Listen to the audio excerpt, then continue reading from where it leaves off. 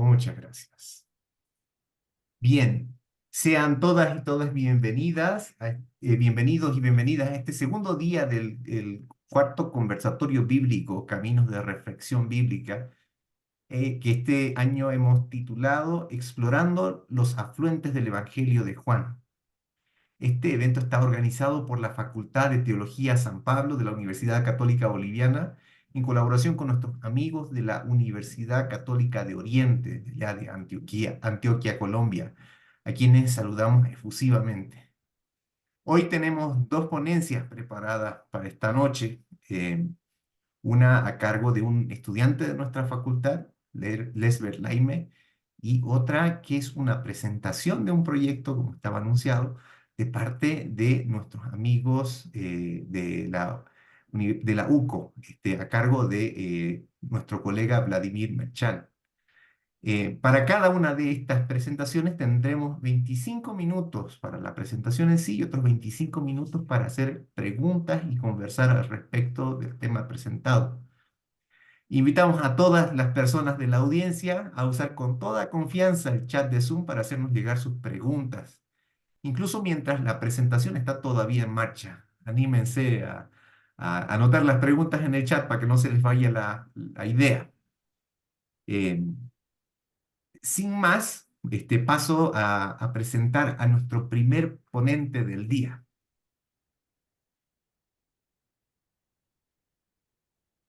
Nuestro primer ponente se llama Lesber Nasib Laime Miranda.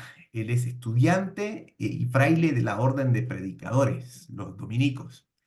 Nació el 20 de diciembre de 1997 en la provincia Tomás Frías de Potosí, en Bolivia. Lesber obtuvo su bachillerato en Humanidades en el Colegio Nacional Juan Manuel Calero y en 2021 se capacitó en comunicación y manejo de medios digitales y masivos y actualmente se encuentra cursando el 10º y último semestre del programa del bachillerato eclesiástico y licencia civil en teología en la Facultad de Teología San Pablo de la Universidad Católica Boliviana. Fray Lesber es actualmente asesor de la pastoral de adultos en el Centro San Martín de Porres de la Viceprovincia Dominica de Bolivia y miembro del equipo de nuevas tecnologías de la Orden de Predicadores para la, por ellos denominada, Zona Bolivariana. Lesber esta noche nos va a presentar una ponencia que ha titulado, perdón, una ponencia que ha titulado Mujer, ¿quién te ha condenado? Entonces, damos la palabra a Lesber para su presentación. Muchas gracias, padre, por la presentación. Muchas gracias a todos los que están presentes. Pues en este momento les voy a compartir.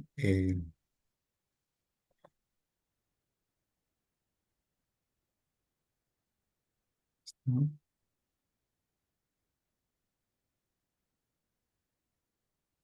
Aquí está.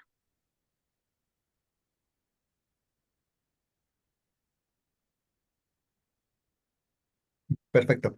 Entonces, ya como había mencionado padre Jiménez, eh, el, el tema bíblico que vamos a abordar en este día, en esta primera parte, es mujer, ¿quién te ha condenado? Todo esto con la intención, explorando más bien, más que todos los afluentes del Evangelio de Juan, ¿no?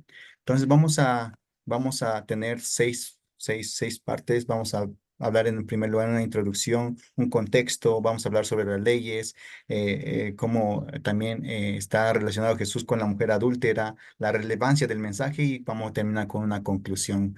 Entonces vamos a comenzar diciendo que esta perícopa esta perícopa de la mujer adúltera, más conocido como con ese nombre, pues hace parte de todo este corpus juánico, pero cabe mencionar que ha sido añadido tardíamente este escrito, este texto, esta perícopa, ¿no? Por eso se va a decir que este texto no se considera ah, perteneciente al cuarto evangelio, en primer lugar por alguna crítica textual, más que todo por el lenguaje que tiene, ¿no? también se va a decir que esta pericopa pues también está en distintos comentaristas en los primeros siglos. Lo tienen en diferentes partes. Por ejemplo, hay algunos que lo sitúan después del capítulo 21 de Lucas, otros que le sitúan antes, otros que al final del Evangelio de Juan. Entonces, y otros que no lo tienen también, no lo toman en cuenta esta perícopa. Entonces, en cierta manera, podemos decir que por el lenguaje y por la crítica textual, pues no hace perteneciente en cierta manera al cuarto evangelio, ¿no? También por el vocabulario y el estilo, ¿no? Es decir, vemos que en Juan nosotros no vamos a encontrar mucho estas palabras, por ejemplo, en el Monte de los Olivos, ¿no? Es algo común más que todo de Lucas, y en Hechos vamos a encontrar también. Es en el primer texto y el único texto de Juan donde nosotros vamos a observar escribas y fariseos juntos, ¿no? Es decir, que no para los textos juánicos y para el autor de Juan no es común hablar de escribas y fariseos, ¿no? Entonces son evidencias, ¿no? Que en cierta manera nos hacen pensar sobre la autoría de este texto, ¿no? También el término maestro, cuando se dirigen, ¿no? Maestro a Jesús, pues también no es juánico, porque en el Evangelio de Juan se dirigen como rabí, entonces no es juánico el término maestro, entonces son términos que en cierta manera nos muestran la autoría o sobre esta perícopa, ¿no? Así también, este texto, según Osborne, está ausente en casi todos los primeros manuscritos.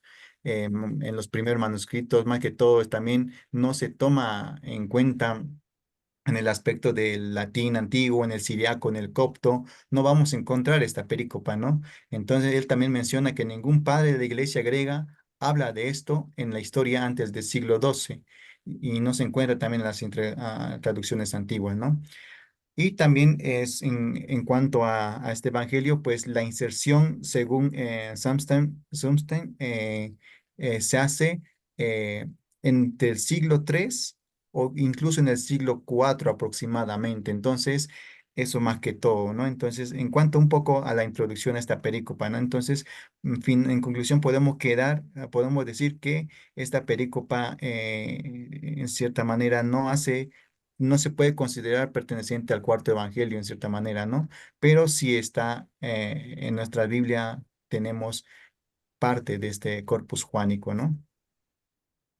Yendo a otro punto, el tema de la ley, ¿no? El tema de la ley en Juan, que vamos a abarcar esta pericopa, pues en Juan aparece 15 veces, ¿no? El término Juan, el término ley, según Snyder y Valls, entonces aparece 15 veces, 190 de las 195 que aparecen en todo el Nuevo Testamento, solo 15 toma Juan. Entonces podemos también aquí un poco ver que no es común hablar para Juan sobre la ley, ¿no? Entonces, más que todo, la ley es tocado por los escritos paulinos, ¿no? Entonces, como podemos observar, ¿no?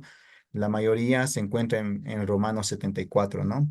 El nomos, esta palabra nomos, que se traduce por ley, deriva de nemo, que quiere decir asignar. Entonces, nomos podría decir asignado. Entonces, puede ser asignado, también se puede traducir de esa manera, ¿no? Entonces, es un poco la traducción del griego, ¿no? Entonces, también en este aspecto, el término de ley, ya que estamos hablando de ley, Jesús siempre, cada vez que las autoridades religiosas se van a acercar a Jesús, siempre él se les va a increpar con decir vuestra ley, ¿no? Pero Jesús no critica la ley, no rechaza la ley, sino la manera en que cómo estas autoridades comprendían la ley, ¿no? Entonces, porque bien sabemos que Jesús era parte de la religión judía, era parte de esa cultura, entonces él no critica aquello que él más que todo, él lo puso en plenitud,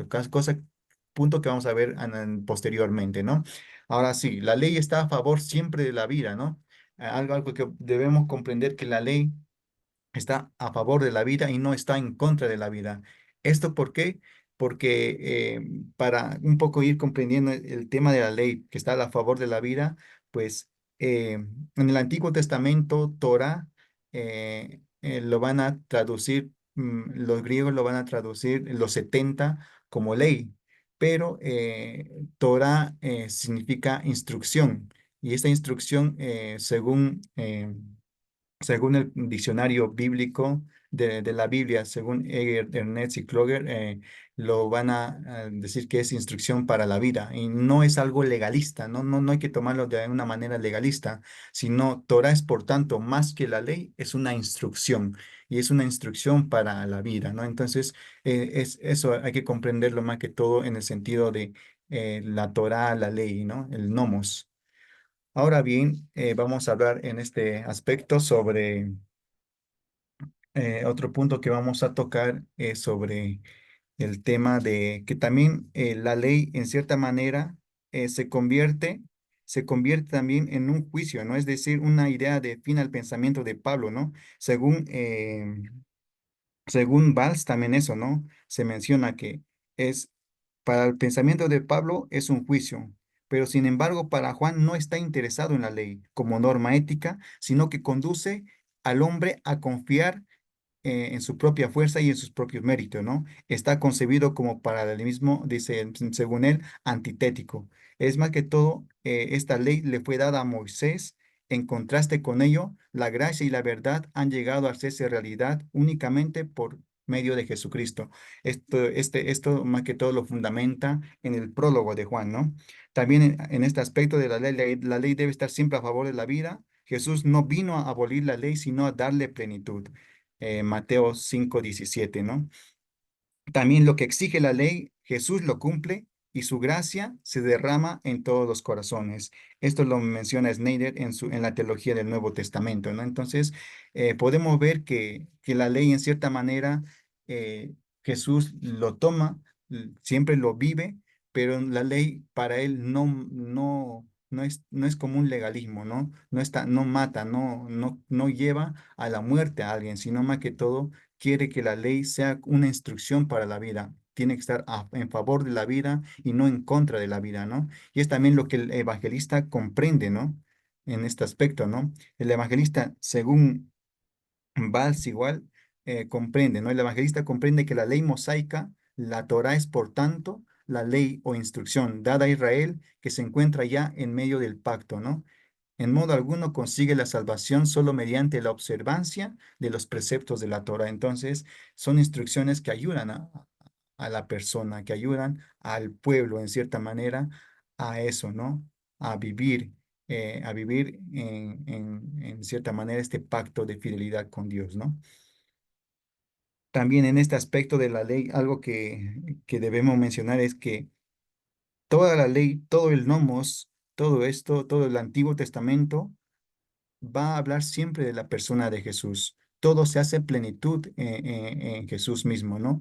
Porque en Juan 5:46 menciona, ¿no? Porque si creyeras a Moisés, me creerías a mí, porque él escribió de mí. Entonces, toda esta ley de Moisés, todo esto que se habla en el Antiguo Testamento, se va a hablar de Jesús. Las leyes judías de purificación, el sábado, la Pascua, están subordinadas ciertamente a Jesús porque él y deben interpretarse a la luz de él, ¿no? Y no al revés, ¿no? Y esto lo menciona Tomás Schneider también en esa manera, ¿no? Bueno, ahora pasando a otro subtítulo, vamos a hablar en este aspecto sobre el contexto, ¿no? Ya que estamos hablando sobre el contexto del adulterio, ¿cómo se comprendía el adulterio en la época de Jesús, ¿no? Vamos a ver que en su época estaba la ley mosaica, ¿no? Y es necesario siempre hablar y de definir qué se refiere a este término, ¿no? De adulterio, ¿no? El adulterio es aquella relación sexual de una persona casada con otra que no sea su cónyuge, ¿no? Pero desde la raíz griega, pues el adulterio, la moichía se puede decir, en sentido particular y literal, es la relación sexual entre un hombre casado y una mujer que no es la suya, o entre una mujer casada y un hombre que no es su marido. Entonces, esto lo define Ventura, ¿no? También en este aspecto, en este aspecto del adulterio, pues algo que también el decálogo lo condena, ¿no? Es decir, no cometerás adulterio. Entonces, en cierta manera, el adulterio es condenado por las leyes, se puede decir, de ese tiempo, ¿no? Ahora también las consecuencias del adulterio, ¿no? ¿A qué lleva el adulterio? ¿Qué consecuencias legales en el tiempo de Jesús, en el tiempo, en su época, tenía el adulterio, ¿no? Según se menciona en nuestro texto, pues la ley mosaica o la ley de Jesús, la ley de Moisés, perdón, manda a lapidar a muerte a los que cometen el adulterio. Pues se menciona que si un hombre comete adulterio con una mujer de su prójimo, serán condenados a muerte el adúltero y la adúltera. Es decir, esto podemos verlo en Levíticos 20:10 y 18:20, ¿no? También la mujer de su prójimo, ¿no? Serán condenados a muerte. Y más que todo podemos ver eso, ¿no? Es decir, que el adulterio condena tanto a la mujer y tanto al hombre que cometen este acto, ¿no? Asimismo, si un hombre es sorprendido teniendo relaciones con una mujer casada y ambos deben morir, dice, ¿no? Para eliminar el mal de Israel, ¿no? Es decir, en cierta manera, pues condena netamente todo este acto, ¿no? ¿Y cómo era la condena, ¿no? ¿Cómo se condenaba este acto, se puede decir un acto impuro, acto que no estaba visto en la sociedad, bueno, ¿no? El modo que podía se condenar si un varón se acuesta con una joven prometida, también se les apedreaba, ¿no? La forma de condenar era la lapidación, ¿no? Se les apedreaba y esto más que todo por las leyes que condenaban a ambos, ¿no?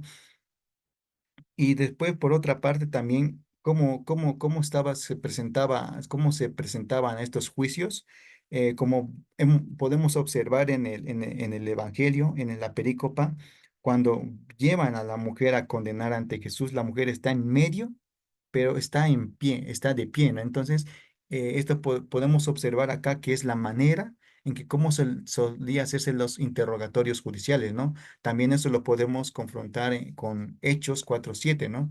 Y según León de Ford, ¿no? Entonces, ¿cómo era, no? Entonces, este tipo de interrogatorios frente al juicio, a la justicia, ¿no? De esa manera, pues podemos ver eso, ¿no? Que las consecuencias en que podían tener en cierta manera, el adulterio, ¿no? Pero frente a este adulterio que era mal visto en la sociedad y que tanto el hombre y la mujer eran condenados, ¿no? Era en cierta manera eh, apedreado, ¿no? Y tenían que ir a la muerte. También habían algunas diferencias, ¿no? Algunas diferencias que podíamos ver en este aspecto, ¿no? Por ejemplo, eh, entre el hombre y la mujer habían, por ejemplo, algunas diferencias donde el hombre tenía, en cierta manera, un poco más de amplitud en este aspecto del adulterio. Es decir, hay cosas que al hombre no se lo podía condenar. Por ejemplo, en primer lugar, el hombre solo podía quebrar el matrimonio de otro hombre. El hombre solo se tenía por adulterio al comercio sexual extramatrimonial con una mujer casada o desposada. Una mujer casada, comprometida, desposada, no con una mujer soltera o esclava. Es decir, que el hombre sí podía, en cierta manera, tener o mantener alguna relación con una soltera o casada, ¿no? Estando él en matrimonio, ¿no? Entonces, podemos ver en cierta manera un poco esa libertad en el aspecto del hombre, esa un poco eso, ¿no? Y también el hombre era sospechoso si el hombre era sospechoso de adulterio, no podía ser sometido como la mujer, ¿no? A un examen escrupuloso, no se le podía poner en duda. Entonces, en este aspecto, eh, nos va a decir Hang y Van der Born y en su diccionario nos va a decir eso, ¿no? Es decir, que no, el hombre tenía un poquito más, ¿no? En cierta manera, ¿no? También los adúlteros en este aspecto eran apedreados, ¿no? Tanto el hombre como la mujer casada. Igualmente, la mujer comprometida, casada, que en medio de la ciudad no pida auxilio entre un avance sexual de un varón que no sea en su esposo, también era apedreada, ¿no? O era excluida de la sociedad. Entonces podemos ver en este aspecto un poco eso, ¿no? La diferencia entre cómo también se condenaba, ¿no? Y cómo la mujer en cierta manera estaba más, era en cierta manera, y viendo esto podemos observar que la mujer era la que más guardaba la fidelidad, ¿no? En el matrimonio, ¿no? De esa manera, pues la ley daba al hombre una mayor libertad sexual, mientras que las mujeres eran sujetas a un control mucho más estricto, ¿no? Un poco estricto, ¿no? Se puede decir. En esto también nos muestra un poco una estructura en cierta manera androcéntrica, hoy en día denominada de esa manera, ¿no? Y también, más que todo, restringe la libertad y el comportamiento de las mujeres, ¿no? Entonces, más que todo, la época en que se encontraba Jesús, ¿no? En todo ese contexto cultural, todo este contexto social. Pero ahora vamos a ver cómo el contexto en que se encontraba Jesús, es decir, el contexto greco-romano, tanto la cultura griega y tanto la cultura romana, cómo han afectado al pueblo de Israel en cuanto a sus leyes, en cuanto a sus normas, en cuanto a su forma de vida. También el código Hammurabi, también en cierta manera habla sobre el adulterio y también en cierta manera todas estas culturas, tanto el litita, tanto los cananeos, en cierta manera han influenciado porque han estado en contacto con ellos, ¿no? Por eso todo esto en cierta manera ha influenciado al pueblo de Israel, todo esto al pueblo de Israel, ¿no? Entonces, según Han y Van der Born, en este aspecto menciona, ¿no? Que se concedía el derecho de matar por el marido engañado y que en Roma no fue abolido sino por las leyes de Augusto, ¿no? Aunque en Grecia el marido engañado podía contentarse con que se impusiera al adúltero una sanción pecuniaria, ¿no? Entonces, podemos ver que tanto en estas culturas también el adulterio no era, era también, como se puede decir, castigado, condenado, ¿no? Entonces, podemos ver eso en cierta manera, ¿no? Betancourt menciona, ¿no? Que en Roma se dio la lex Julia de adulteris eh, sedis, esta ley, ¿no? Que condena más que todo cuatro cosas, ¿no? Según Augusto, ¿no? Las leyes de Augusto. Condena el adulterio, condena el genocidio, condena el incesto y también condena el estupro, ¿no? Entonces, como podemos mencionar, en el contexto romano también era condenado esto, ¿no? En cuanto a las leyes romanas, pues en el matrimonio y el adúltero bajo el derecho romano, esto menciona, ¿no? Menciona Maldonado, va a mencionar en este aspecto que la ley establecía sanciones que incluían la confiscación de bienes y el destierro, pero esto solo a la mujer. También otorgaba al pater de familias, es decir, al tutor o al padre de familia que estaba como tutor de la mujer, tenía el derecho de matar tanto a la hija y tanto a su cómplice si eran sorprendidos infraganti. Esto si eran sorprendidos en el acto, en la casa del padre, ¿no? Entonces, él tenía el derecho de matar en cierta manera, ¿no? También el esposo podía acusar a la esposa adúltera, incluso podía matarla y no sufrir pena por ello, según su condición. Por supuesto, por ejemplo, en este aspecto nos va a decir también Maldonado, los esclavos, por ejemplo, no tenían ese derecho, ¿no? El esclavo no tenía derecho, más bien el esclavo era excluido y también tenía otra forma de castigo, ¿no? Después de esa manera, vamos a pasar al adulterio en el contexto griego, ¿no? El Leslie, adulterio en Grecia, Leslie, la perdón, mujer, tienes 5 minutos más para ir finalizando. Gracias. está bien, licenciada. El adulterio en Grecia, entonces la mujer es la única que debe mostrar la fidelidad, como ya hemos mencionado. Si era descubierta en adulterio, su castigo era la muerte, según todo esto lo determinaba su Kyrios, es decir, su señor, el tutor, el padre, quien estaba ahí, ¿no? Una mujer soltera podía ser descubierta en adulterio y esta podía ser vendida también como esclava, ¿no? Si una mujer encontraba a su esposo en adulterio, no podía matarlo, ya que era acusada como asesina, según esto menciona Sánchez, y el placer sexual también masculino estaba permitido con prostitutas y concubinas, es decir, que también había un poco de libertad en este contexto al hombre, ¿no? Y las mujeres no tenían también ese mismo derecho, ya que podía comprometerse con la legitimidad de la descendencia, es decir, que si el padre descubría que la mujer, su hija, se había metido con un esclavo, entonces tenían que en cierta manera desterrarlo, como ya hace rato se había mencionado, ¿no? Entonces, más que todo para no sea comprometida la descendencia, ¿no?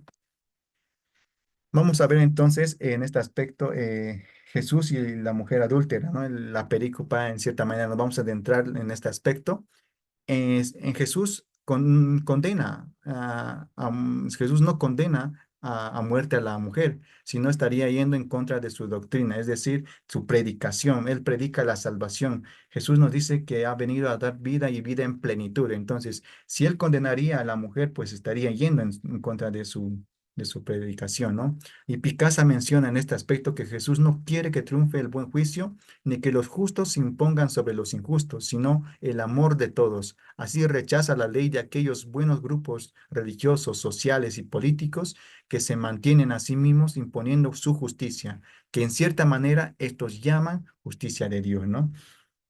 Podemos ver eso, ¿no? Da un nuevo paradigma. Jesús no se antepone ante la ley, sino más que todo quiere que esta ley no lleve a nadie a la muerte, ¿no? Más que todo esta comprensión que tenían estas autoridades sobre la ley, ¿no? Ahora bien, en este aspecto, por ejemplo, la ley mosaica o la ley romana, ¿no? ¿Por qué al interrogar, al decirle, ¿no? A Jesús, ¿por qué llevan a Jesús a la mujer, a la mujer ante Jesús? Si Jesús no era un juez, Jesús no era alguien que tenía la autoridad en cierta manera de llevar a alguien a la muerte. Entonces, ¿cuál era la intención aquí de estas autoridades religiosas? ¿Con qué intención, no? Y aquí aquí nos menciona, Picasa igual nos menciona en este aspecto, que en cierta manera querían probar desde el aspecto político qué ley sigue, es decir, si la ley mosaica o la ley romana. Por eso, se autoriza la muerte de la adúltera, viola la ley romana que no permite a los judíos aplicar la pena capital. Si recomienda la misericordia, viola la ley mosaica. Entonces, ponen en duda, o sea, le quieren probar en cierta manera qué va a hacer, ¿no?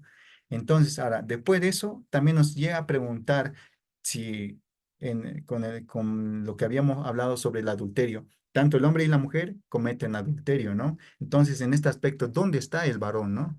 La ley era clara, la lapidación se exigía si una virgen comprometida con un casamiento fuera atrapada, y entonces tanto la virgen como el hombre debían ser apedreados. Entonces, en aspecto, ¿dónde está el varón? Y eso es una de las preguntas. Pero a pesar de eso, Jesús no le interesa dónde, quién, si está el hombre, si está el varón. Lo que más le interesa a Jesús es que no se caigan en legalidades. Caer en el legalismo puede llevar en cierta manera a estar en contra de la misma ley, ¿no? Entonces, a él, más que todo eso, ¿no? No quiere estar en contra de la ley, pero también no le interesa dónde está el varón, él, sino se pone más que todo el gesto que hace, él hace, se pone en actitud de silencio, se inclina y empieza a escribir.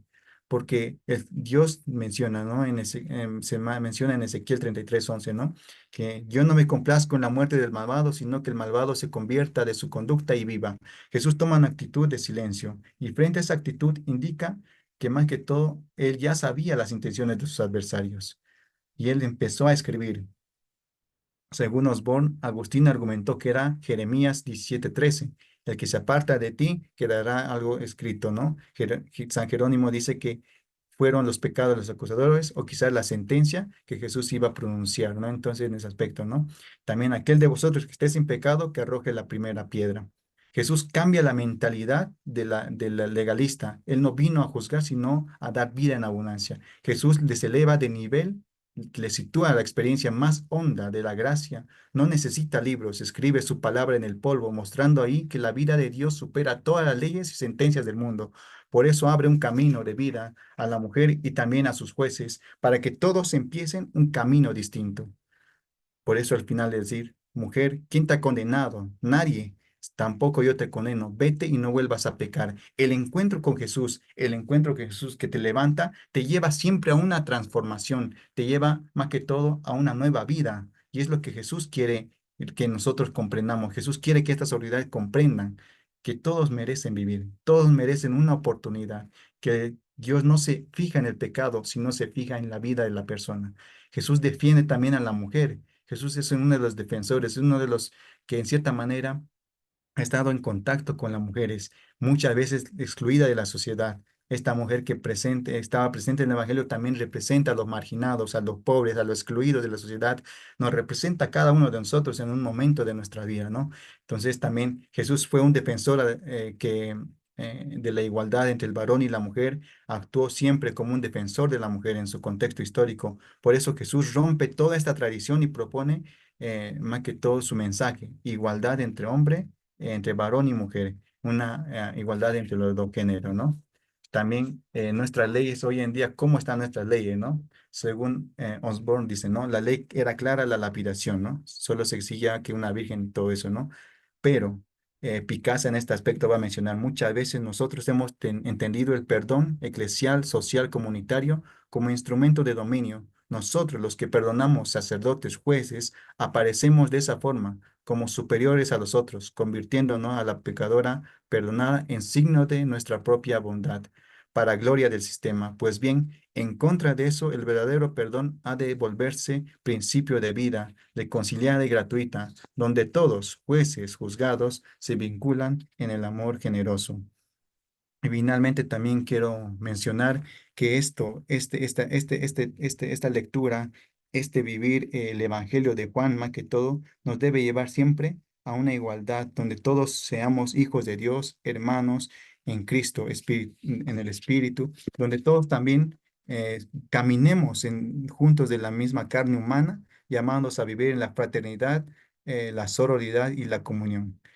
Bueno, y vamos a concluir de esta perícopa, que el encuentro de Jesús con la mujer adúltera en Juan 1:11 destaca un nuevo enfoque de justicia y misericordia, distinto a las estrictas interpretaciones de la ley en su tiempo.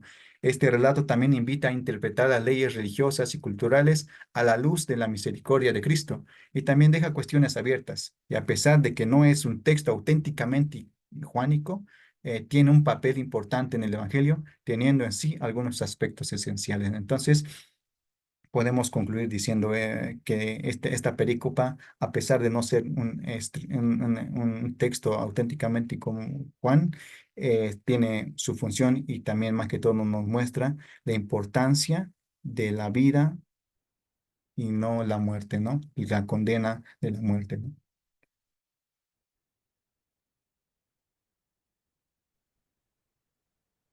Muchas gracias, Lerber, por la excelente presentación. Pues ahora vamos a pasar al momento de las preguntas. Allá hay algunos que han escrito en el chat.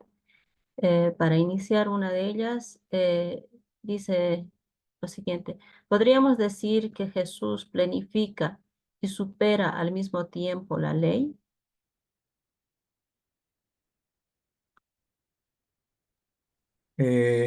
Claro, es decir, bueno, según hemos mencionado, ¿no?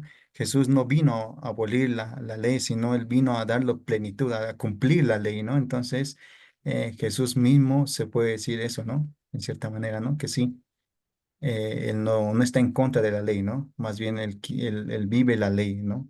En cierta manera. Muchas gracias, Lesber. Viene otra pregunta. Dice: buenas noches, a sabiendas que la perícopa presentada no es propia, sino añadida al corpus joánico, tal como se había mencionado en la introducción, ¿cuál o cuáles pueden ser las razones para añadir al mismo?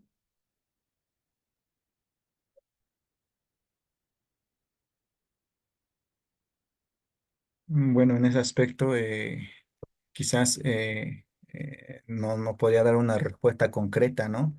Quizás algunas cosas que se mencionaron en clases, pero bueno, en ese aspecto yo creo que no tendría una respuesta ahorita. Bien, gracias, Lesber. La siguiente pregunta: ¿existe alguna relación de este relato de la mujer adúltera con los relatos de la misericordia que aparecen en el Evangelio de Lucas?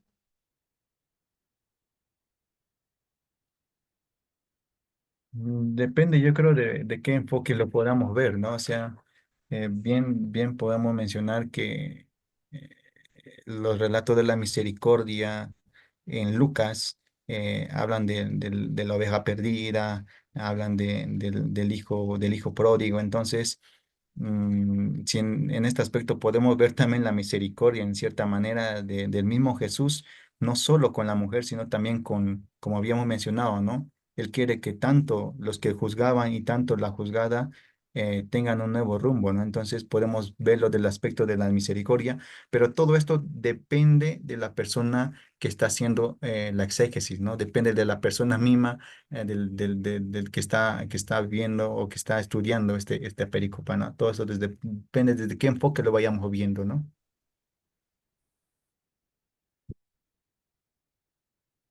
Bien, muchas gracias. En la siguiente pregunta, dentro del adulterio, ¿existía el perdón para la mujer en el ambiente judío? Es decir, la ley mosaica. Es decir, existía la posibilidad dentro de la ley mosaica del perdón o el juicio era una mera formalidad. Bueno, como se había mencionado, ¿no? Lo que dice el texto, ¿no? Si nos vamos al texto, pues tanto el hombre como la mujer eran juzgados, ¿no? Y en este aspecto, en este texto, en esta perícopa que hoy día hemos estudiado, vemos que le estaban llevando directo al juicio y del juicio a la muerte. Entonces, y el que cambia esta estructura es Jesús mismo, ¿no? El que cambia la estructura es Jesús, ¿no? Pero si nos vamos y nos adentramos en el texto, ¿no? Y en el Antiguo Testamento las leyes son claras, ¿no? Cualquiera que comete el adulterio, pues era apedreado, ¿no? Más que todo en este aspecto, si hablamos de la mujer también era apedreada, pero no se habla de un perdón, ¿no? No se habla más que todo de eso. Sí, en ese sentido, casi va la siguiente pregunta. Dice, ¿no? Según entiende, para la mujer existía la lapidación y para el hombre había alguna sanción. Si nos adentramos y leemos claramente el Levítico y también y leemos también las leyes del Éxodo, entonces tanto el hombre como la mujer eran apedreados, ¿no? Tanto el hombre que se metía en este matrimonio y tanto la mujer, ¿no? Entonces eran apedreados ambos. Muchas gracias, Lesber. Por ahí alguien había levantado la mano. Por favor, ¿podría continuar? No sé si era Marta. Sí, justamente era para, en la línea que dice Lesber, ¿no? En el Evangelio de Juan, si bien el modo de entender la ley es un poco diferente, pero el mensaje que se quiere transmitir es justamente que Jesucristo, quiere ser la plenitud de la ley, que la supera. Y por otra parte, cuando preguntaba, ¿no? Esto de qué pasaba, la pregunta, ¿no?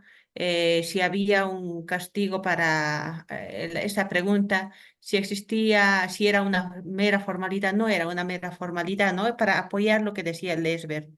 El caso que es en ese ambiente, desde luego que sí que había diferencia entre el castigo a la mujer o al varón. Muchas gracias, Marta. Claudia, por favor, adelante. Hay otra pregunta. Sí, buenas noches. Mi pregunta va en el sentido de que cuando sucede esto de la pericopa, digo, del momento de la mujer adultera, había una multitud que estaba presente y ¿qué impacto tiene este actuar de Jesús frente a la mujer en esta comunidad que les rodea a ambos? Y cómo este relato ahora en nuestra actualidad puede inspirar la práctica del amor y la misericordia. Más o menos así sería. Muchas gracias.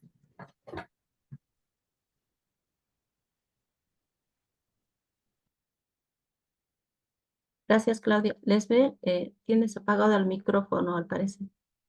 Ahora sí. Sí, estaba pensando justamente, claro, bueno, en ese tiempo, bueno, quizás nos podemos imaginar ha sido el impacto de la mujer, ¿no?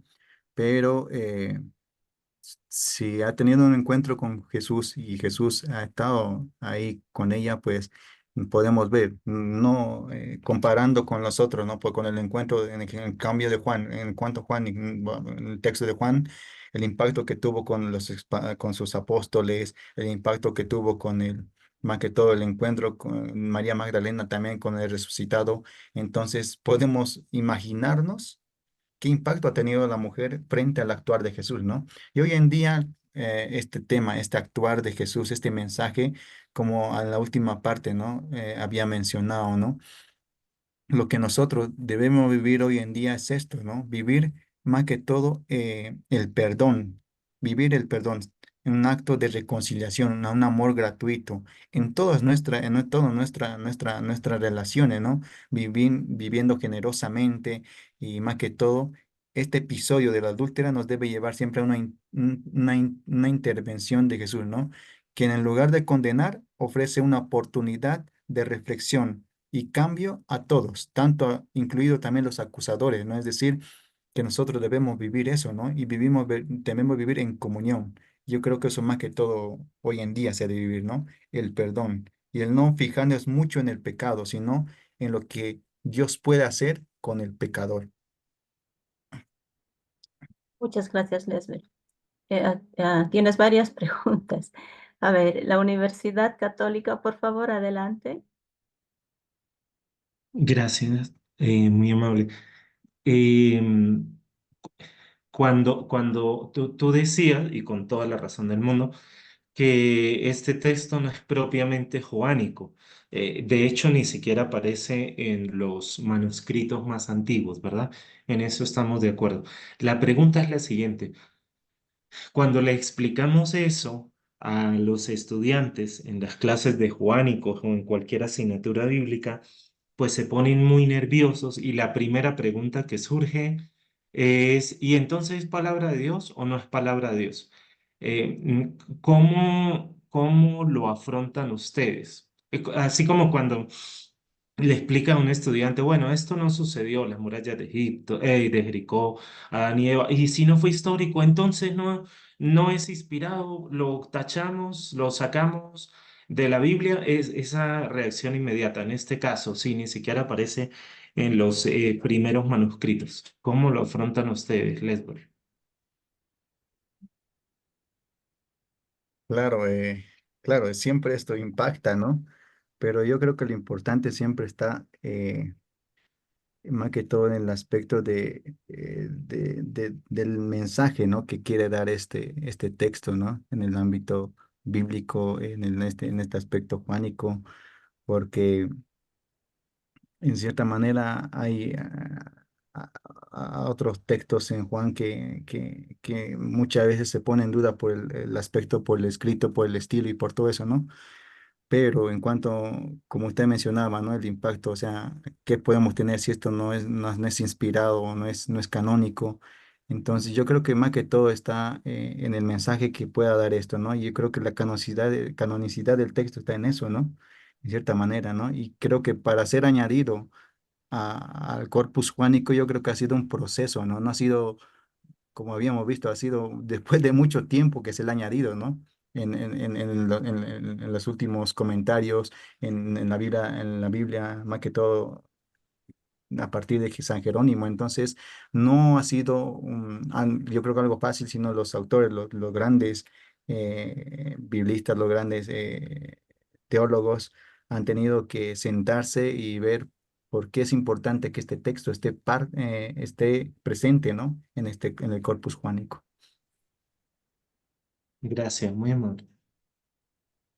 También podría añadir, ¿no? A lo que dice Lesber, que si bien es un texto que sí aparece en los sinópticos, o sea, la presencia de la mujer y la actitud de la mujer, de Jesús con la mujer, no podemos, también dicen los escritos, no decir que es algo ahistórico, sino la parte histórica está fuera de duda.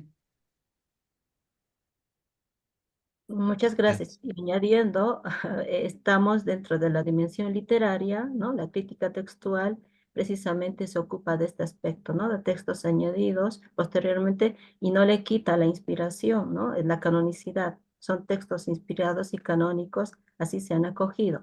El hecho de que sea un añadido posterior tiene que ver con la composición literaria, ¿no? Que puede ser posterior. Muy bien, hay otra pregunta.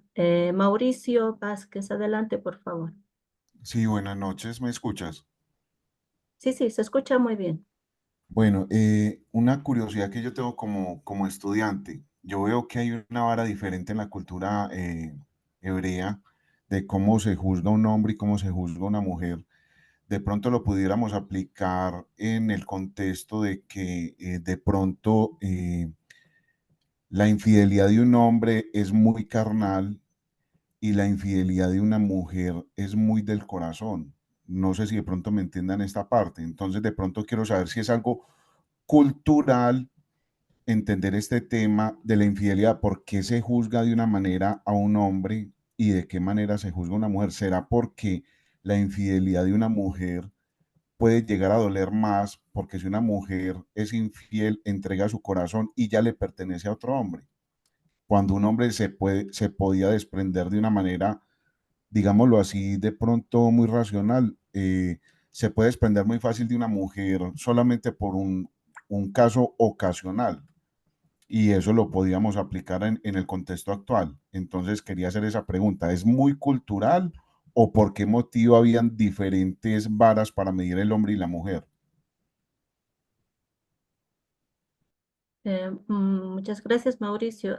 Y a lo que has preguntado en el chat hay una pregunta que va en la misma línea, ¿no? Tal vez para ir finalizando, Lesber luego podría ir comentando. ¿Por qué el castigo era más drástico en el caso de la mujer? ¿No? Esta pregunta también va unida a la que ha planteado Mauricio.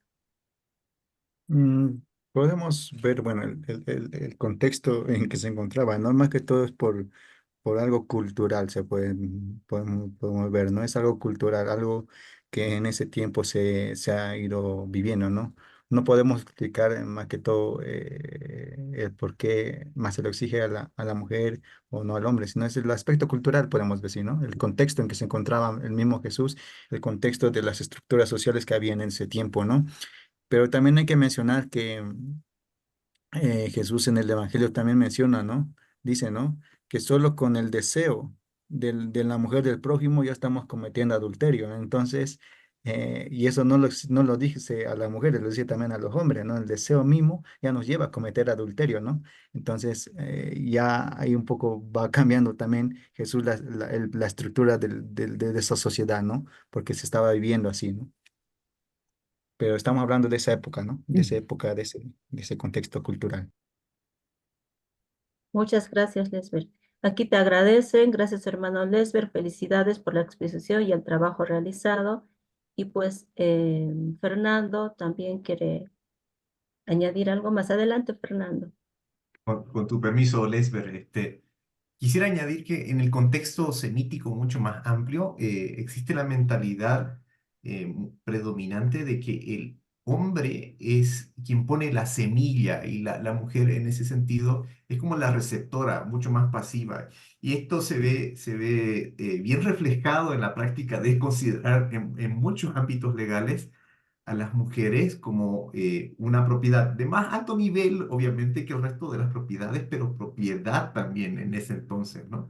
Y eso es lo que impacta en el juicio mucho más severo, ¿no? Lo mismo vemos con los esclavos y cuando se mata un animal, se hacen penas proporcionales en la Torá, ¿no? También en ese sentido, la ley del talión nos ilustra mucho el nivel de retribución que se debe cobrar el Goel para equilibrar de nuevo la situación de injusticia, ¿no? Y quisiera también recoger un poquito lo que preguntaban hace rato, ¿no? Sobre qué aporte pudo haber tenido este pasaje con respecto a la narrativa más grande del Evangelio de Juan. Yo creo que el pasaje entra en la lógica de la tipología. Y aquí, si hacemos una búsqueda de intertextualidad, yo creo que se está queriendo presentar a Jesús de dos maneras. Una como el joven sabio Daniel que presenta de algún modo el juicio de Dios también para salvar a una adúltera acusada de adulterio falsamente, mejor dicho. Y aquí Jesús está yendo un poco más allá, ¿no? Intentando imprimir misericordia. Pero además, cuando usa el dedo, hay otra referencia intertextual, ¿no? Dios escribe con el dedo en esas tablas de la ley que recibe Moisés en el Sinaí, ¿no? Yo diría, hay mucha intertextualidad en este pasaje, es muy, muy rico, ¿no? Y en ese sentido, yo creo plenamente que está inspirado. Gracias. Muchas gracias, Fernando. Para ir avanzando, sabemos que el tiempo nos limita siempre, pues agradecemos toda la presentación, excelente síntesis, se podría ir hablando más, pero como dije, estamos sobre el tiempo, así que vamos a pasar a la siguiente presentación.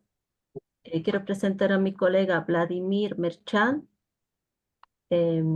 biblista, docente de Sagrada Escritura en la Universidad Católica de Oriente, teólogo egresado de la Pontificia Universidad Urbaniana de Roma, magíster en exégesis bíblica en el Instituto Bíblico de Roma.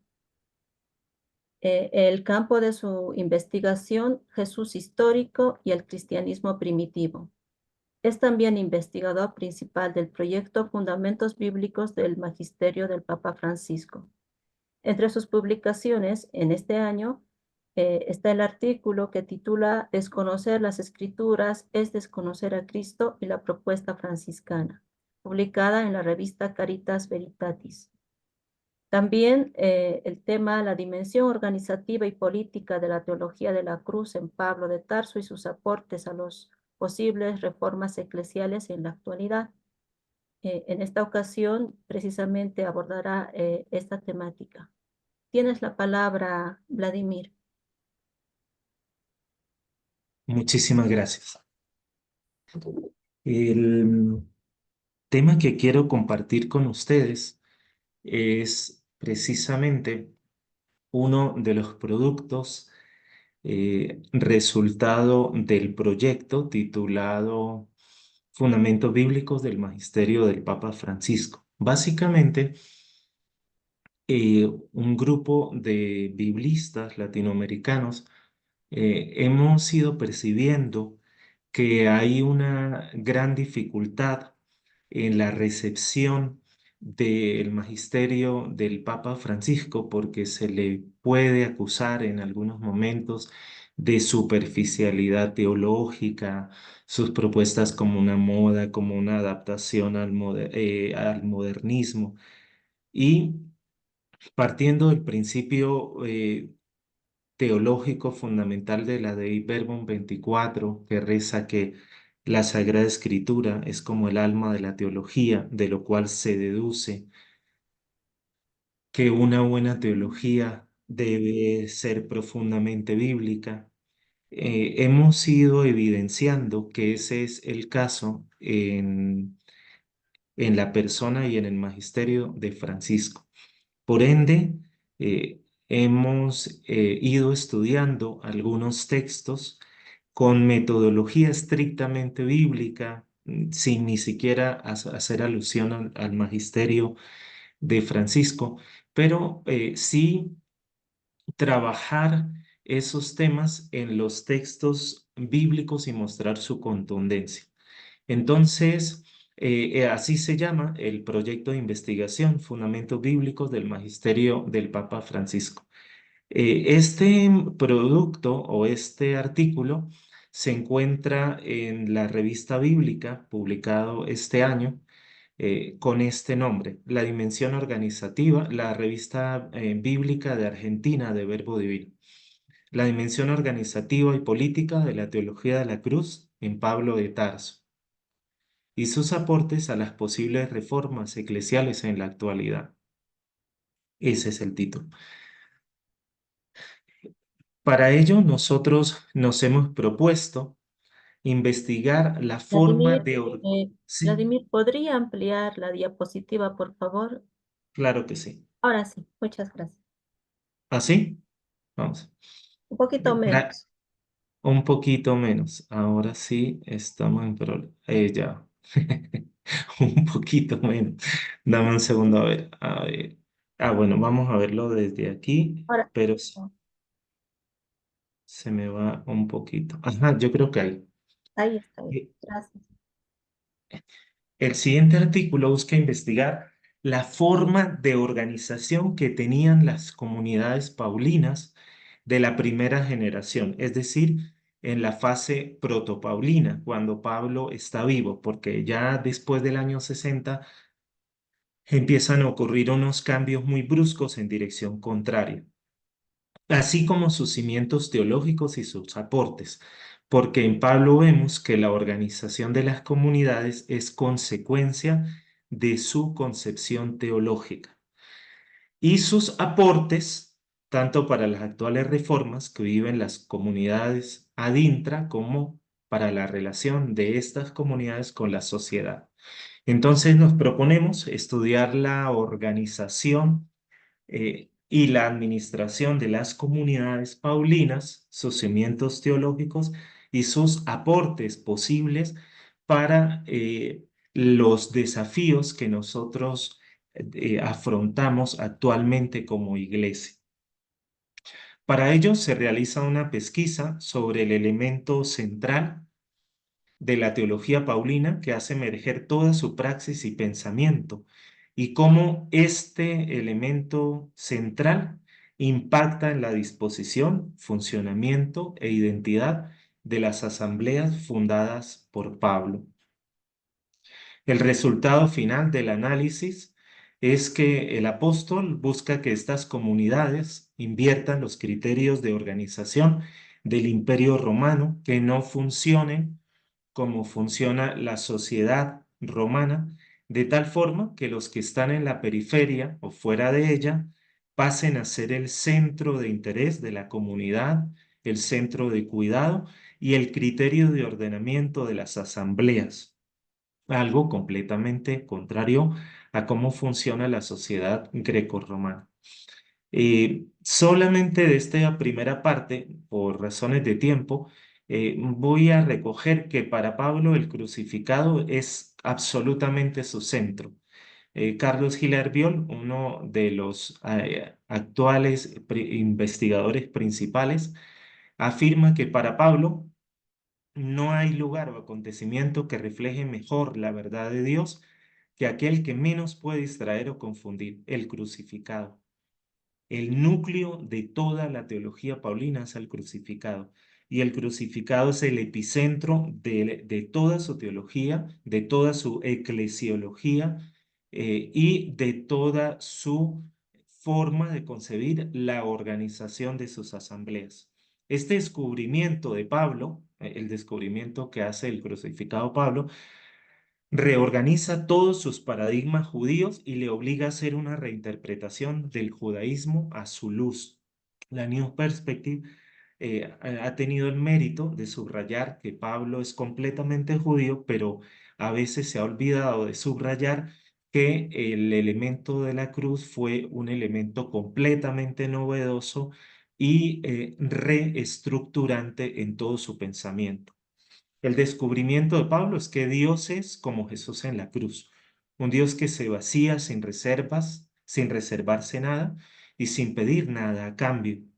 Y en la cruz está en juego tanto la salvación del hombre, el misterio pascual, como la nueva imagen de Dios, que eh, de alguna forma no es como a veces, como mucho ha insistido la New Perspective, idéntica al judaísmo. Pablo sí sigue siendo judío, pero a la luz de la cruz hay una reestructuración también de su imagen de Dios, no solo de su antropología, no solo de su soteriología. Y ambas realidades están intrínsecamente unidas. Hasta aquí. Eh, Esto va a impactar completamente en la forma de Pablo concebir el mundo, en la forma de Pablo concebir la sociedad y en la forma de Pablo concebir la organización de las asambleas. La organización de las asambleas tiene que ser un reflejo del crucificado.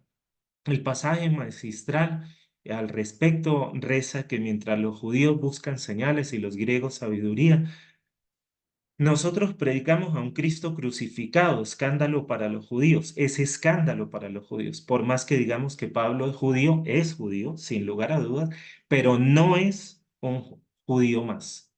Es porque su judaísmo es escándalo para los judíos, es necedad para los griegos. Se puede observar que el crucificado rompe con los valores tanto del judaísmo como del helenismo. El crucificado va en dirección opuesta tanto de la cultura grecorromana como de la hebrea, de tal manera que para Pablo el cristianismo va a ir generando una especie de subcultura. Del crucificado es que Pablo extrae su eclesiología, su revolucionario programa social y comunitario que llevó a la práctica solo en parte, cuando exclamó: ya no hay judío ni griego, ni esclavo ni libre, ni hombre ni mujer. Y así Pablo concibe la iglesia. Para el misionero de Tarso, los paganos, los esclavos y las mujeres son tan reconocidos como los demás. El ya no hay es un elemento fundamental que emerge del bautismo. Nada, ya no hay nada de lo que nos separa, porque la fraternidad y sororidad incluye a todos y todas en Cristo. No por principios solamente humanistas o humanitarios, sino por principios profundamente teológicos.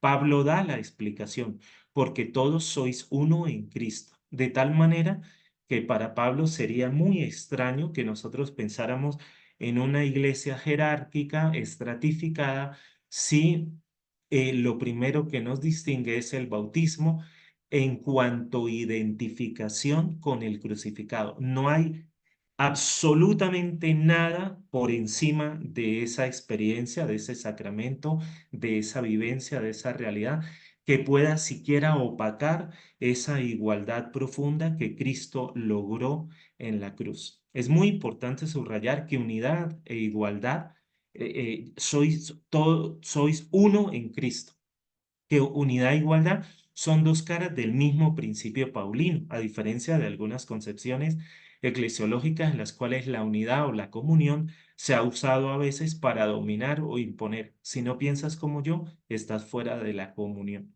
La unidad paulina, lejos de eliminar la diversidad, la consagra, protegiendo a cada uno de sus miembros.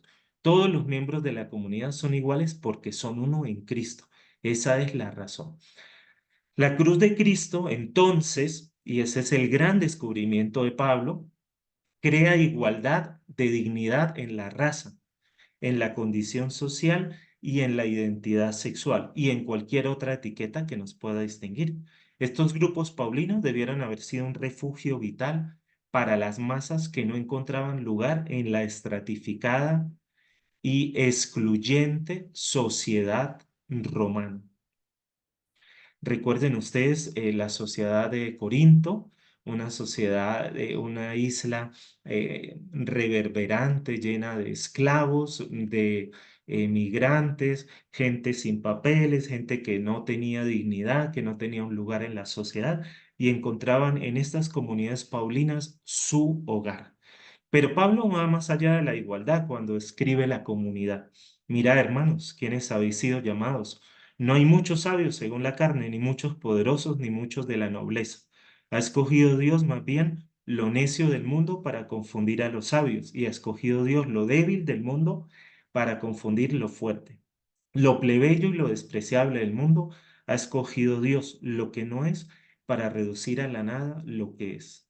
Es decir, lo débil, lo frágil, lo descartado es lo que ha escogido Dios y es lo que ha puesto en el centro para confundir a lo que es y para reducir a la nada lo que es. En el artículo podemos explicar que es un texto profundamente contracultural y profundamente profético, y cuando se refiere a reducir a la nada lo que es, muy probablemente se va a referir a la organización del Imperio Romano. De alguna manera, nuestro objetivo es hacer desaparecer.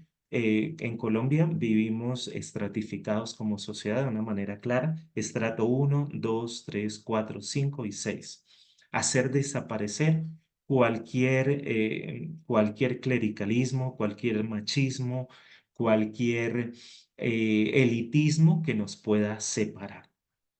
Este programa organizativo y eclesial es lo propio de una comunidad que afirma tener su origen en el misterio pascual, en la persona del crucificado.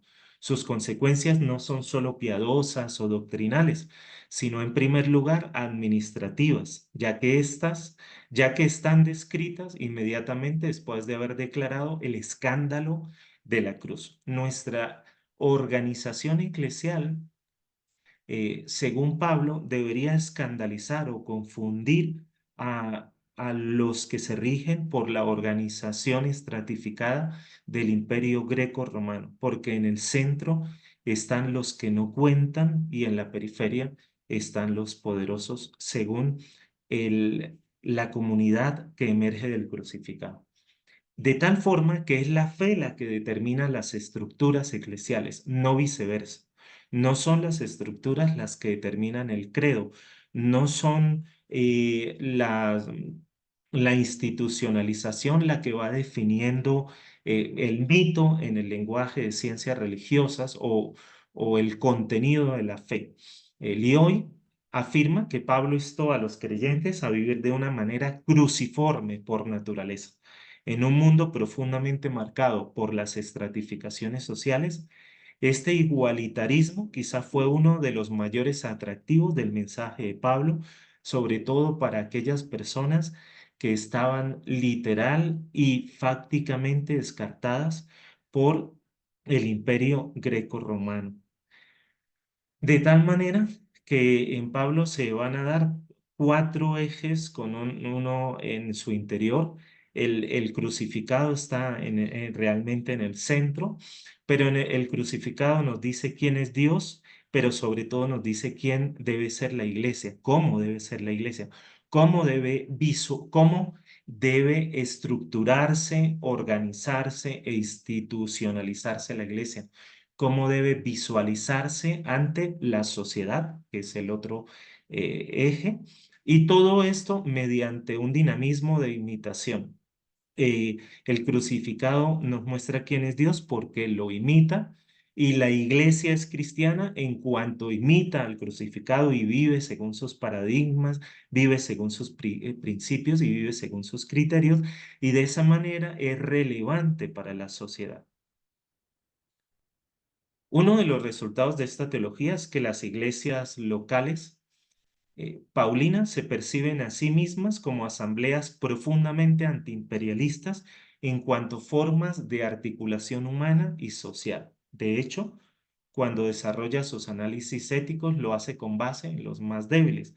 Las congregaciones están en función de ellos, no ellos en función de las congregaciones. En este punto, examinamos el texto de 1 Corintios 11, donde Pablo se escandaliza porque cuando se va a celebrar la fracción del pan, llegan primero los ricos, se comen todo primero, y cuando llegan los esclavos o los pobres que tienen extenuantes jornadas de trabajo y obviamente más largas que las de los ricos, ya estos no encuentran nada para comer. Y Pablo va a decir al final de ese pasaje que mientras haya hambre, no hay Eucaristía. ¿Por qué? Porque esa comunidad descuidó a los pobres. De tal manera que nosotros nos hemos obsesionado con el criterio de estar en pecado y hemos colocado el pecado casi solamente en temas sexuales, puritanos, el divorciado, huerto a casar, el que está rejuntado, etc. Pero para Pablo ese no es el núcleo. Para Pablo el pecado fundamental es que los pobres no estén en el centro. Tal vez si fuéramos fieles con el texto y con la intencionalidad del autor, como dice Vaticano II de Verbum 12, no solo se quedarían por fuera los divorciados y vueltos a casar, sino tal vez unos cuantos más. Pero bueno, eh, la organización de las comunidades cristianas a partir del crucificado.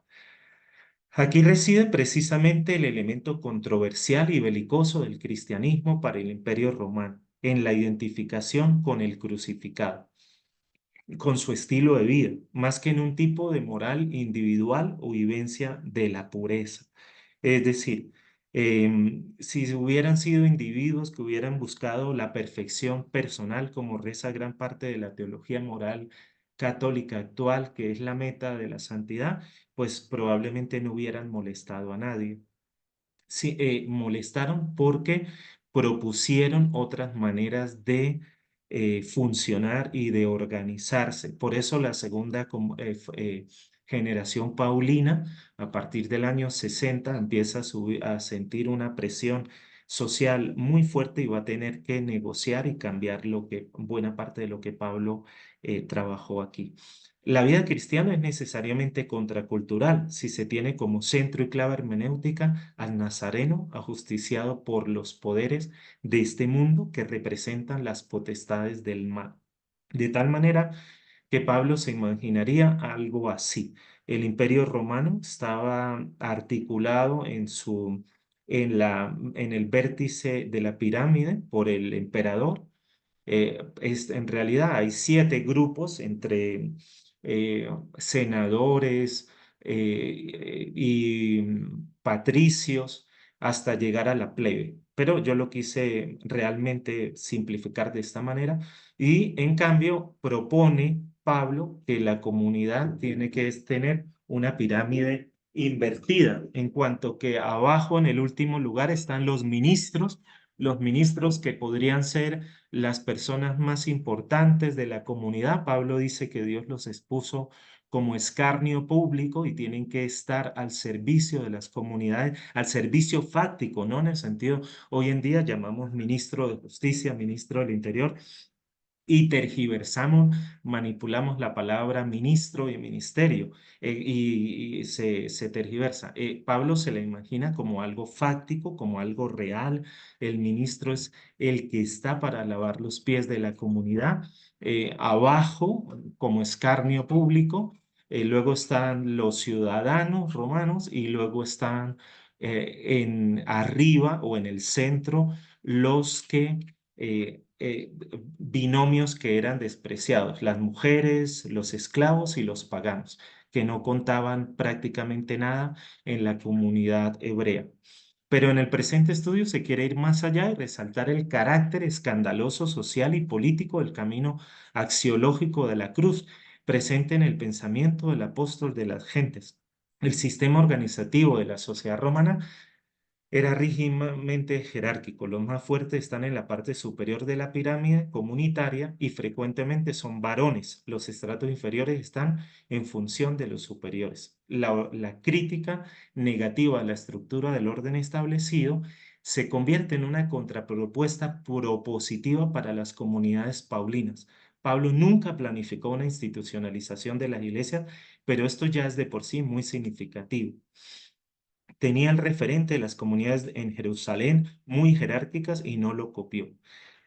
Entonces, como conclusiones, vamos viendo que Pablo no solo habla de igualdad, sino habla de inversión de la pirámide. Pero primero quiero trabajar otra conclusión. La eclesiología paulina aporta orientaciones fundamentales para las transformaciones y conversiones pastorales que necesitan las iglesias cristianas actuales. Para que éstas sean significativas, deben convertirse en factores y entornos protectores de resocialización, como fueron las comunidades paulinas para los extranjeros, migrantes, esclavos y mujeres de lugares como Corinto. Por ejemplo, eh, nuestro entorno latinoamericano, todo el impacto de la migración que estamos viviendo de parte de Venezuela, en Estados Unidos, en Europa, deberían ser hogares que pudieran acoger, recibir a los que no tienen dignidad, a los que no tienen identidad. Lugares de profunda resocialización donde los más frágiles de la sociedad reencuentren su identidad. En el centro están los de la periferia y las opciones y decisiones se toman en función de las necesidades materiales, espirituales y sociales de esos que están en la periferia. El factor de igualdad que tanto conflicto ha causado en la búsqueda de una iglesia sinodal es parte esencial de estas nuevas familias. el crucificado elimina definitivamente estratificaciones que atenten contra la dignidad de los más frágiles de la iglesia.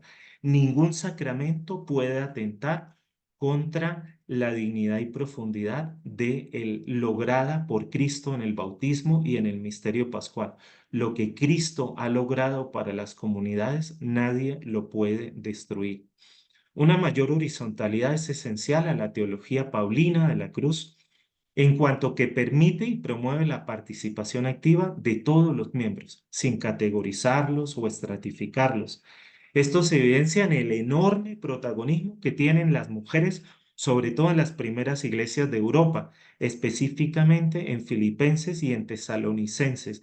Se observan que los principales líderes son lideresas, algunas veces con recursos económicos que ponen a disposición de las asambleas su casa y que de alguna manera van a tener un papel muy importante dentro de la propagación del evangelio. Para Pablo, el ministerio no es una metáfora que se pueda utilizar para enmascarar relaciones asimétricas, sino una experiencia real de servicio fáctico, por lo cual los que acompañan a las comunidades trabajan con sus propias manos y realizan tareas concretas de servicio y no solo metafóricas. La sinodalidad no es una moda progresista, sino sería el regreso a los orígenes de la vocación eclesial, al verdadero centro de las comunidades paulinas. Eh, pero Pablo, quiero reafirmar esto, no se contenta solo con explicar la igualdad o la equidad. Pablo quiere que en el núcleo, en el centro de interés de las comunidades, estén los que son excluidos por esa otra forma de organización contrarias a la cruz de Cristo que observa en la sociedad. La dimensión profética del cristianismo se concreta tanto en su predicación como en su gestión de forma inseparable. La organización comunitaria existe para transparentar al crucificado con todo su impacto social. El ya no hay enfatiza la novedad lograda por Jesucristo y su carácter definitivo es algo irreversible para Pablo porque lo logró en el misterio pascual. El crucificado es la experiencia más antipatriarcal que un cristiano se puede imaginar, según la teología paulina. El clericalismo, el machismo, el racismo, la xenofobia, la discriminación o la explotación son antagónicas a la vocación de estas iglesias. Una mayor horizontalidad es esencial a la teología paulina de la cruz en cuanto que permite y promueve la participación activa de todos los miembros sin estratificarlos ni excluirlos. Muchas gracias.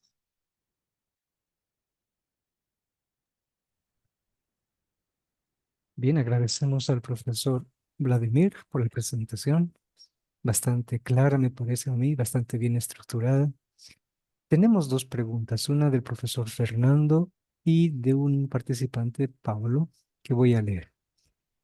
Los escritos neotestamentarios considerados deuteropaulinos tienen partes significativas dedicadas a la organización de la comunidad que contrastan con lo expresado al respecto en los protopaulinos. ¿Traicionan estos escritos la teología paulina que podríamos llamar original o podemos considerarlos un desarrollo legítimo posterior a Pablo? Claro. Adelante, profesor. Ok, esa pregunta siempre sale en las clases de Pablo. Lógicamente, para nosotros, aquí que estamos sentados con aire acondicionado, con una malteada al lado y con sillas ergonómicas, pues resulta bastante fácil probablemente condenar a los discípulos de Pablo después de que Pablo murió a decir, bueno, por qué traicionaron el mensaje original de Pablo? Sobre todo, el cambio más grande que hay en las comunidades deuteropaulinas tiene que ver con que vuelven a introducir el patriarcado en el sistema organizativo eclesial. Pero tenemos que aceptar que muchos de ellos estaban viviendo persecuciones, estaban viviendo exclusión social, estaban viviendo realmente dificultades a nivel humano, porque incluso ya no podían hacer negocios, ya no podían ir a, a las termas. Entonces, sobre todo porque empezaron a ser excluidos en varios segmentos de la vida social. Entonces, para nosotros, pues es muy fácil, pero si uno se pone en los zapatos de ellos, pues puede comprender que a lo mejor en algunos momentos el grado de persecución fue tal que no les quedó más que negociar para sobrevivir y decir, bueno, señores del Imperio Romano, ¿qué les molesta a ustedes o qué quieren, cómo negociamos, qué quieren de nosotros? ¿Que introduzcamos el patriarcado y nos dejan en paz? Ah, bueno, pues llegamos a ese acuerdo. Yo no lo juzgaría de traición porque primero no soy quien, ¿verdad? Y porque sería un anacronismo y porque nuestra situación es completamente diferente. Pero sí es verdad, así como eso lo dejo claro, también dejo claro que hay una clara diferencia entre las deuteropaulinas, pero mucho más diferencia en las pastorales. Ya Tito ya marca una introducción del patriarcado de una manera mucho, mucho más fuerte y fue lo que terminó dominando y perviviendo en el cristianismo. Muy bien, gracias.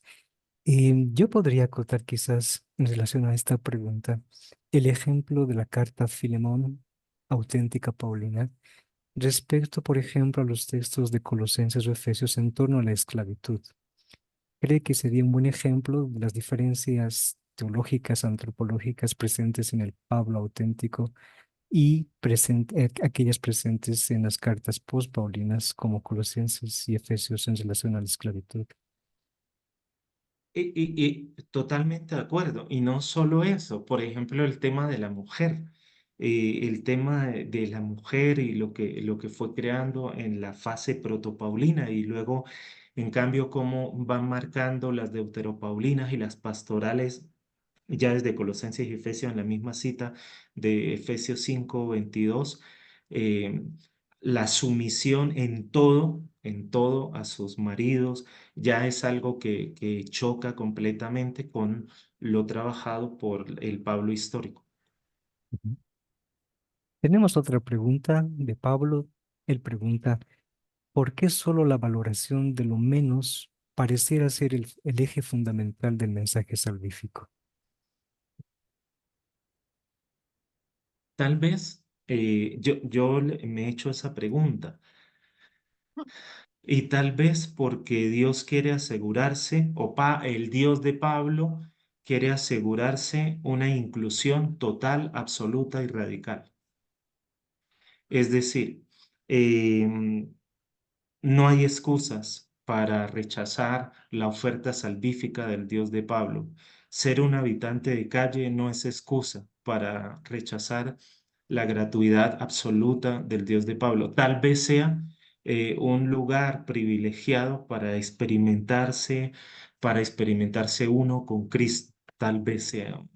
Entonces, yo creo que las comunidades paulinas son absolutamente inclusivas e incluyentes por su teología, no porque fundó una ONG, sino por su teología. Y yo creo que Pablo entiende que la gratuidad del amor de Dios es tan absoluta, es tan pródiga y tan derrochadora que empieza por lo más débil y por lo más frágil y por eso hace de la fragilidad un himno y una característica de su ministerio. Ujú. Gracias. Una pregunta nos acaba de llegar. Osman Guerrero, ¿cómo llevar la espiritualidad paulina a una mejor vivencia en nuestras comunidades parroquiales? Bueno, yo creo que eso es lo que está intentando Francisco cuando está hablando de una iglesia en salida, de una iglesia que vaya a las periferias, de una iglesia que se solidarice, esos 5 puntos de la iglesia, una iglesia en salida, que se involucra, que se compromete realmente con las personas en sus situaciones de mayor dificultad. Yo creo que aprendí, o por lo menos partiendo más de la espiritualidad. Le tengo miedo a la palabra espiritualidad porque solemos espiritualizar, pero en Pablo todo nace de su espiritualidad, de su experiencia del encuentro con Cristo. Tal vez ponemos demasiado el acento en en un Cristo sufriente, pero que está allá. Pero nos perdemos del vínculo de que Cristo no quiere solo adoradores, sino imitadores. Y Pablo, cuando ve a Cristo, ve su vocación personal y ve que esa es su llamada.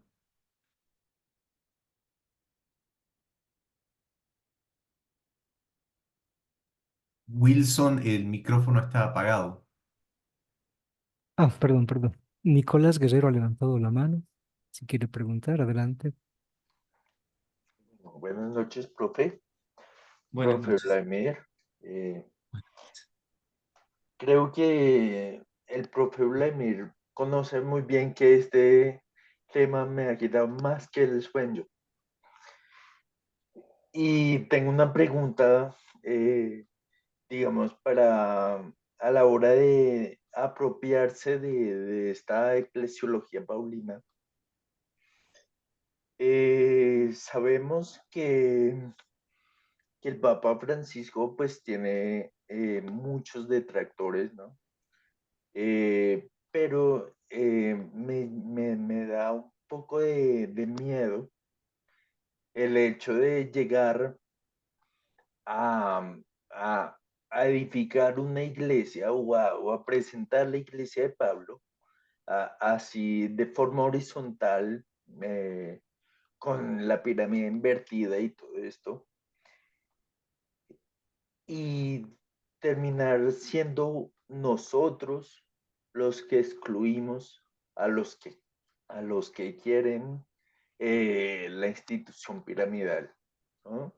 A estos vacantistas, a estos que van en contra del Papa, que terminan, digamos que, no sé cómo llamarlo, como segmentalizando la iglesia, como digamos que apartándose, o sea, pues en términos técnicos, es apartándose de la comunión del Papa, eh, porque el Papa no es lo que ellos querían. Entonces, cuando nosotros intentamos incluir a todos, eh, claramente terminamos haciendo lo que en la actualidad y lo que en lenguaje de discapacidad ahorita conoceríamos como discriminación positiva. Es decir, pongo un ejemplo rápido. El parqueadero, la zona azul, es prioritaria, pero eso hace una discriminación positiva de los otros parqueaderos. Entonces, volviendo al tema, a la hora de incluir a todos, pues tendríamos que excluir a los que están incluyendo dentro de la pirámide, ¿no? A los que quieren excluir al Papa, por decirlo así. Entonces, no sé si me hago entender, profe, Sí. cómo intentar buscar, digamos que ese híbrido, mientras todos, digamos, caminamos hacia el mismo rumbo. Excelente. Lo primero es que yo creo que no nos debemos quedar en las formas. Entonces, el mismo Papa Francisco ha ofrecido y ha tendido puentes con aquellas personas que de alguna forma quieren conservar alguna forma. Si el Papa Francisco dice, bueno, sí, lo puedo entender, lo puedo entender. Cuando ya esas formas se convierten en absolutos, como la misa en latín y como la eliminación del Vaticano II, cuando ya empezamos a hablar de ese vacantismo y solo reconocer como último Papa Pío XII, pues ya ahí la fricción se da. Entonces, por una parte, no quedarnos en las formas. Mira, si para ti es importante una casulla de 10 kilos de metales, con tal de que tú incluyas, de que tú recibas, acojas a los más necesitados, no hay ningún problema. Si a ti eso te hace feliz y esa forma de liturgia y esa forma de música y de canto, pero el espíritu es que los descartados tienen que estar en el centro. Si eso está garantizado, yo creo que está bien y es lo que el principio que adopta Francisco. Ya luego está la libertad de cada uno, que aun cuando se le pueden brindar todas las garantías, dice, no, yo quiero que la iglesia sea así como antes del Vaticano II, y bueno, ya ahí no puedes hacer absolutamente nada. Ok. Mauricio Vázquez también ha levantado la mano. Adelante, por favor. Sí, buenas noches. Profe Vladimir, hola. Hola, muy buenas noches. ¿Me escuchas? Sí, perfecto. Bueno, profe, alguien que escuche esa charla que usted nos acaba de dar, bueno, esta exposición, que no sea del mundo académico, ve que es un signo de contradicción, donde la preferencia en muchos casos la tienen los hombres, el que tiene más poder, el que tiene una jerarquía eclesiástica, el que tiene un poder económico, político. Es muy difícil de asimilar eso, pero vemos que la iglesia adoptó al pie de la letra mucha parte de los textos de Pablo. Literalmente, digámoslo así, como usted nos lo ha dicho, somos a veces muy paulistas en el tema de adoptar el sentido del sufrimiento, el dolor, la cruz, pero se nos olvida esta parte de la igualdad. Cuando el Papa Francisco nos llama a que todos seamos parte nuevamente de volver al corazón del Evangelio, de reconocer estos textos, de buscar y explorar y sumergirnos en este mundo, porque es tan criticado. Porque es que yo siempre me he preguntado, nosotros los futuros teólogos y teólogos, ¿cuál va a ser el papel que nosotros tenemos que desempeñar en la actualidad para hacer que el mensaje bíblico fluya dentro de la transformación de la iglesia? Porque nosotros fácilmente, nosotros con aire acondicionado desde una oficina, desde una camioneta, desde que yo soy el jefe, el doctor, no miremos con desprecio al otro, pero si nos acordamos de que seamos sumisos, sumisas las mujeres a sus esposos. O sea, ¿por qué partimos el Evangelio de Pablo de esa manera no hemos podido asimilar esta otra parte a la que nos llama el Papa Francisco? Bueno, eso es un problema eclesiológico y teológico. Yo creo que en nuestra Iglesia Católica todavía nos falta, esto es una opinión muy personal, ¿no? Nos falta un sano equilibrio entre tradición y Sagrada Escritura.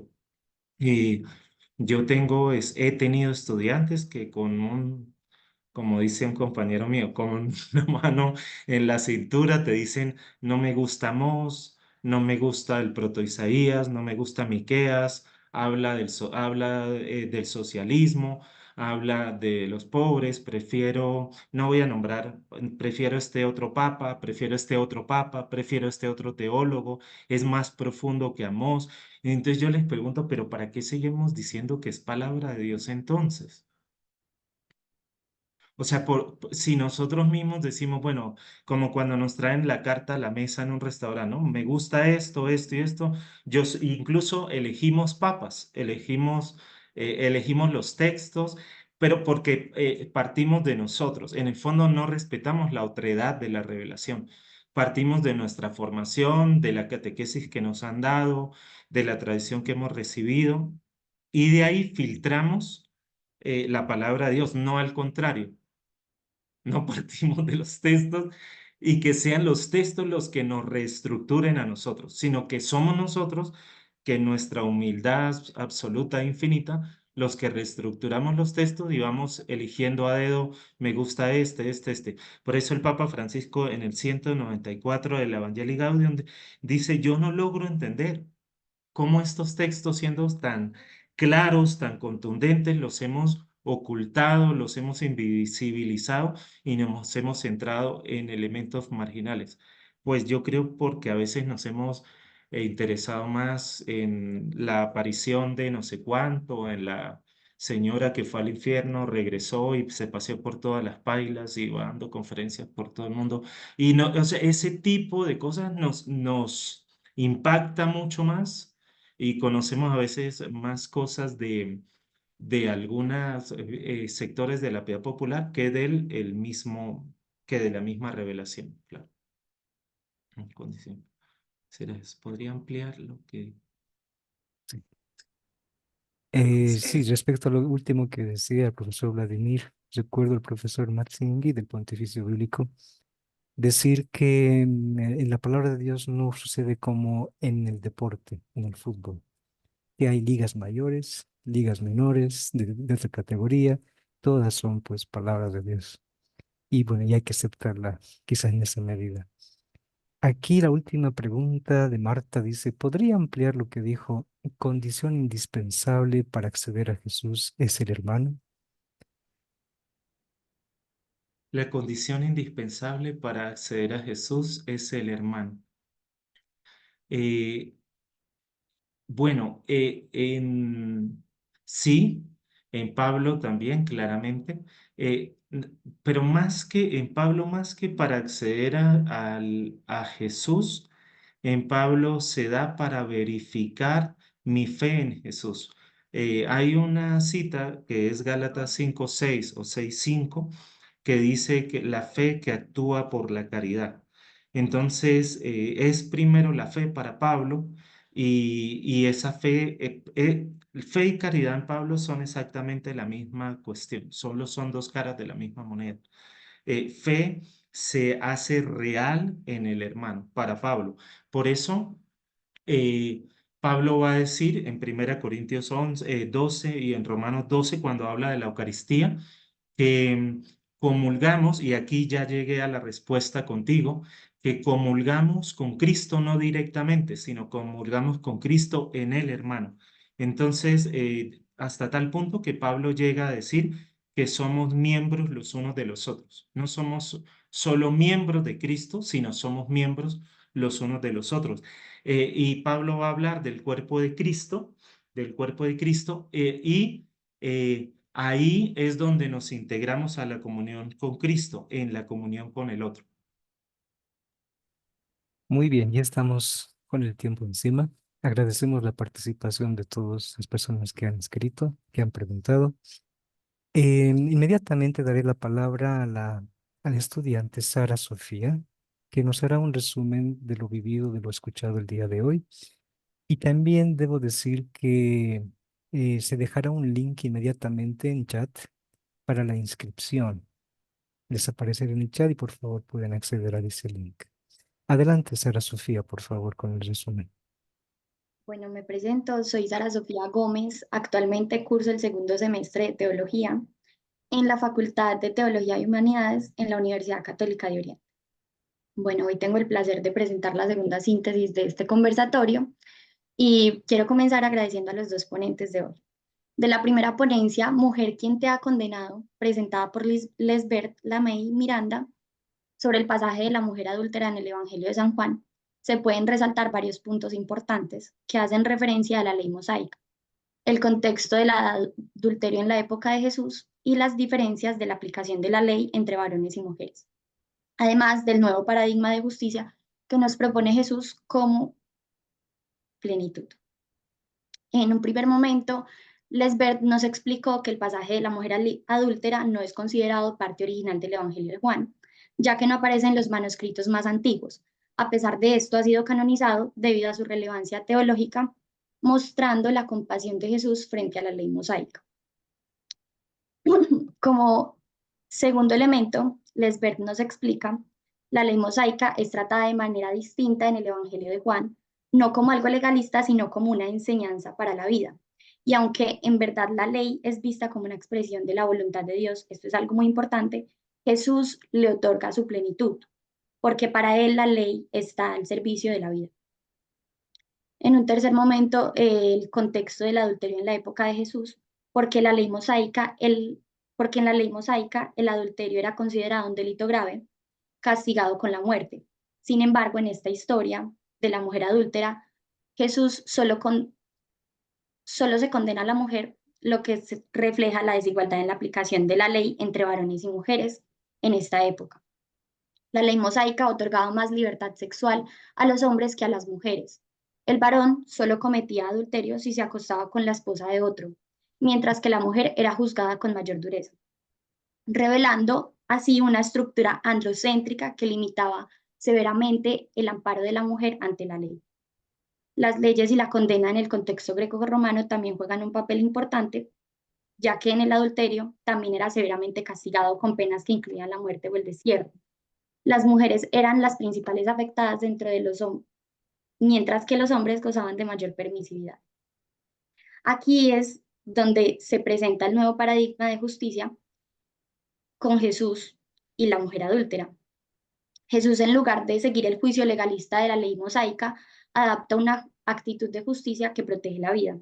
Y ante la trampa que intentaron los maestros de la ley tenderle a Jesús, él responde con sabiduría salvando a la mujer de la lapidación.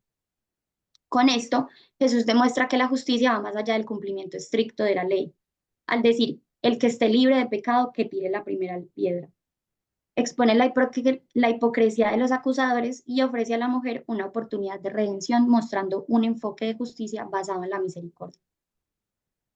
Lesbert señala que Jesús rompe con las tradiciones androcéntricas de su tiempo al defender a las mujeres y tratarlas de igual forma ante la ley.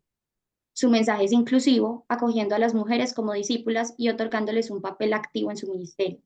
La consecuencia de este enfoque novedoso para su época es que promueve la igualdad entre personas. Finalmente, Lesbert señala la relevancia del mensaje de Jesús en la Iglesia y la sociedad actual, invitándonos a repensar nuestras leyes y sistemas de justicia. En este sentido, la enseñanza de la justicia que protege la vida prevalece y así transformar las estructuras sociales para que sirvan a la vida y no a la exclusión. Cuando el perdón es entendido no como un acto de reconciliación y no de poder. En un segundo momento, tuvimos la ponencia presentada por el profesor Vladimir Merchant de la Universidad Católica de Oriente sobre la dimensión organizativa y política de la teología de la cruz en Pablo de Tarso y sus aportes a las posibles reformas de la Iglesia en la actualidad, como fundamento del magisterio bíblico, del magisterio del Papa Francisco. Vladimir investigó la forma de organización que tenían las comunidades paulinas de la primera generación, sus cimientos teológicos y sus aportes, tanto para las actuales reformas que viven las iglesias ad intra, como la relación de estas con la sociedad. Para ello, el profesor realizó la búsqueda del elemento central de la teología paulina, que es el crucificado, como un elemento reestructurante del que emerge toda su praxis y pensamiento, y cómo ésta impacta en la disposición, funcionamiento e identidad de las asambleas fundadas por Pablo. El resultado final del análisis es que el apóstol busca que estas comunidades inviertan los criterios de organización del Imperio Romano, de tal forma que los que están en la periferia o fuera de ella pasen a ser el centro de interés, cuidado y criterio de ordenamiento de las asambleas. Lejos de crear un nuevo asistencialismo, se evidencia una verdadera igualdad e incluso una promoción de estos grupos marginados, constituidos en gran parte por esclavos y mujeres. Se concluye finalmente que la eclesiología paulina aporta orientaciones fundamentales para la transformación pastoral que necesitan nuestras iglesias actualmente, para que se conviertan realmente en lugares de resocialización donde los más frágiles reencuentren su dignidad, siendo entendidas las iglesias como comunidades de vida. Pablo no solo busca la igualdad, sino la inversión de la pirámide antagónica de la horizontalidad de la cruz, y se entiende la sinodalidad como un regreso a los orígenes de la vocación eclesial. Esta ha sido la síntesis de estas dos ponencias. Muchas gracias.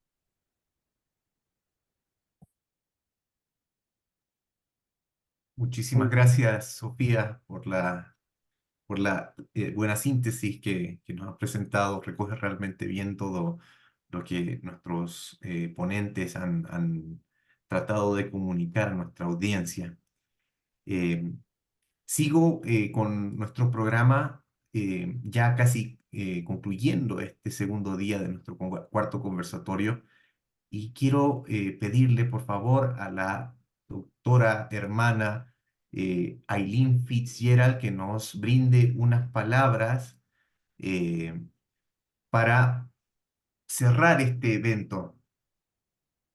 Doctora, por favor. Buenas noches.